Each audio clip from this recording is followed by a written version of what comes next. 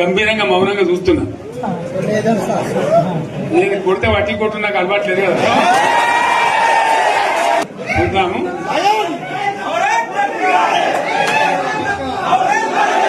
నా రోజులు కానీ అన్నట్టుగా నేను చూస్తా ఉన్నా. కానీ మన వాళ్ళందరూ కూడా ప్రతిపాదిస్తుంది ఏంటంటే, ఒక సంవత్సరం జరిగిపోయింది, సంగమేశ్వర ఆన్నే పన్నది, బసవేశ్వర ఆన్నే పన్నది, పాలమూరు ఉత్పత్తుల పథకం ఆన్నే పన్నది, కాళేశ్వరం అట్లనే పెడుతున్నారు.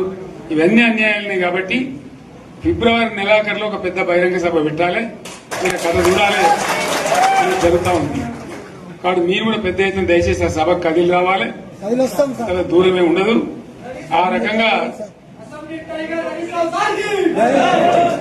తెలంగాణ శక్తి ఏందో మరొకసారి చూపించి వీళ్ళ మెడలు వంచి ఇప్పుడు సాధించాలి. భవిష్యత్తు కోసం కూడా కొట్టాడకు మనం సిద్ధంగా ఉండాలని తెలియజేసుకుంటూ, పరమేశ్వర్ గారికి అంతటి లోకమంత్రం ఇది. కోటి రూపాయల భూమి ఇప్పుడు 50 లక్షల కాదు.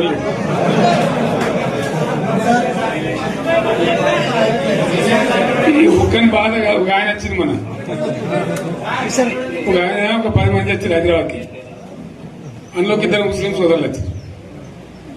साहब सो तबाह हो गया, इफलासी मुफलासी बच्चे क्या दबे होगा. तुम्हारा क्या हुआ बहन, तुम्हारा क्या हुआ, तुम हैदराबाद में तुम लोग हैं. मेरा कारोबार है साहब, मेरा छोटा मोटा कारोबार है, होटल भी है, 70% गिर गया. हर कोई पूछ रहे, हर कोई केसीआर को याद कर रहे सामान. వాళ్ళు మాట్లాడుతున్నారు. ఎక్కడ ప్రతి ఒక్కరు భూముల ధరలు పోయినాయి, మన్ను పోయినాయి, మసాలా అన్ని పోయినాయి. ఎంత మంచిగా 4 ఎకరాల రైతు నేను 4 కోట్ల ఆసనం అనుకుంటుండే. అంత ధీమా ఉంది, ఎంత బాగుంది.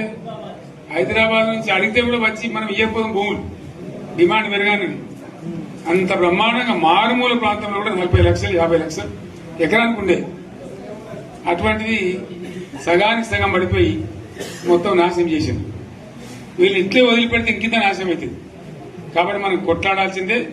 నేను ఇంకొక మాట మీకు చెప్తా. ఎలక్షన్లలో నేను మస్తుగా చూసిన 50 ఏళ్లలో పార్టీలు గెలితే ఓడితాయి.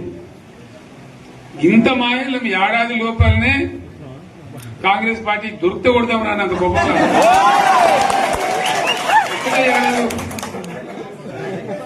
ఇంకా వాళ్ళ పొంద తెలివికి నిన్న వారి పార్టీ మంది పెట్టాలి, అదేందో పోలింగ్ పెట్టిన వాడు చూసారా మీరు? ఆ పోలింగ్ పెడితే 70% మనకు వచ్చింది, 30% మనకు. వాడు పెట్టింది, మనం పెట్టింది కాదు. 75 ఇది పరిస్థితి. అదే నేను ఏమంటున్నా అంటే,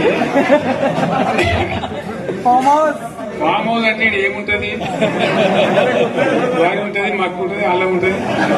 కాంగ్రెస్ వాళ్ళు ఎంత మంచి చేస్తే పారబడి తవ్వచ్చు కూడా లంగత. దీన్ని ఫామ్ హౌస్ అని మనం బదనాం చేసి అంతే కదా. నేనేమంటున్నానంటే, అన్ని మబ్బులు వీడిపోయినట్టు ప్రజలకు అన్ని తెలిసిపోతున్నాయి. మంచి ఏంది, చెడ్డ ఏంది, ఏం జరిగింది అన్ని ఇంకా ఘోరమైందని చెప్తున్నా. వీళ్ళ తెలివితక్కువతనానికి ఏమైంది? నిన్న మొన్న రిపోర్ట్ వచ్చింది. Comptroller and auditor general of India అని కాగ్ అంటారు దాన్ని. కాగ్ రిపోర్ట్ వచ్చింది.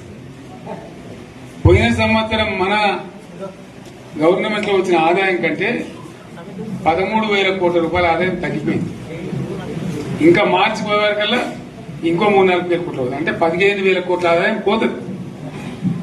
మన గవర్నమెంట్ ఉన్నప్పుడు ప్రతి ఏడాది 15,000 కోట్లు పెంచుకుంటూ పోయినాయి. చెప్పేసుకుంటూ పోయింది. ఏడాది 10 నుంచి 15,000 కోట్ల ఆదాయం పెరిగేది మన టైంలో. అంత జాగ్రత్తగా మనం వ్యవహారం చేస్తాం. ఇలా ఉల్టా 15,000 కోట్లు పడిపోయింది. ఇంకా వాడేమి ఇస్తాడుగా, ఇంకో ఇస్తారా? ఇంకో 4-5 నెలలైతే జీతాలనే కష్టమైతే ఉంటుంది. అందరు పెండింగ్ పెట్టి రిటైర్ అయిన దొత్తలు పైసలు మీరు చూస్తారు కదా పేపర్లలో.